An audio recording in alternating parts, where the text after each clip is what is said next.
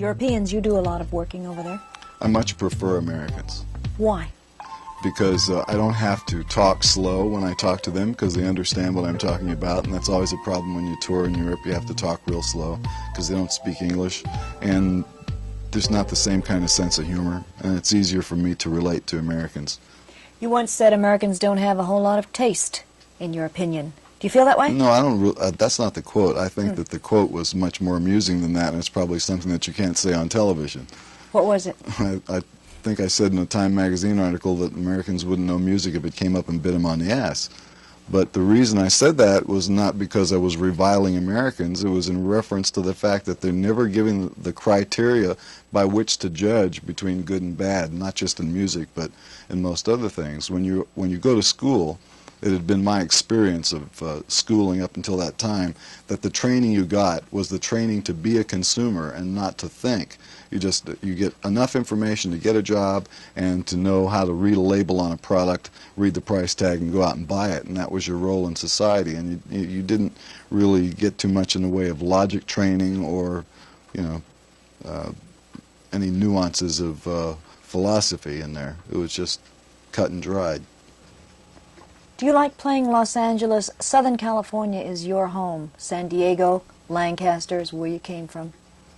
Well, I don't like playing in Los Angeles, and one of the reasons for it is that since we are based here, and the office is here, and my business is here, and all these acquaintances are here, they all want to go to the show. But the motive for going to the show is more like a social event, and so I know that when I'm doing the show,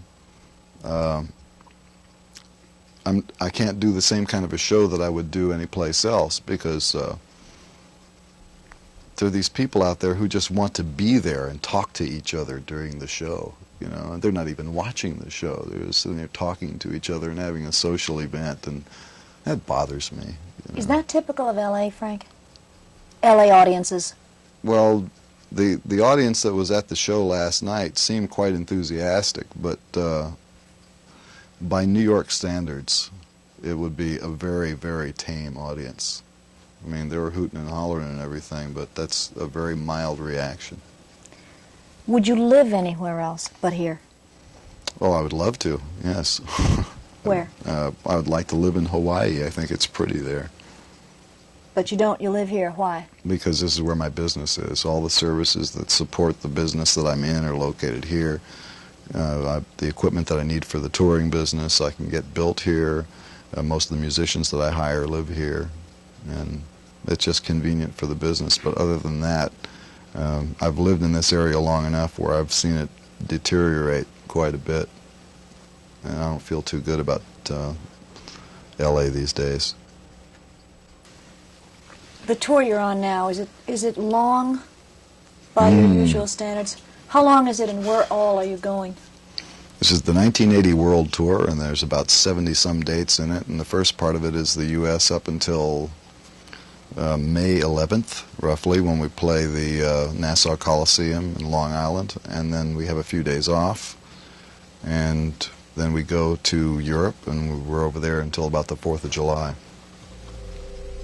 So you're on the road for how long, Frank? About 3.5 months, 4 months. Is that hard on you? Sure. Of course, it would be hard on anybody, unless you adore hotel food and sleeping in a different bed every night. And when you go to Europe, unless you enjoy going through customs every day and talking slow for 6 weeks. Is it hard on your family? I don't think that they enjoy it too much. Why do you do it? It helps to pay for the bar mitzvahs that my daughter goes to.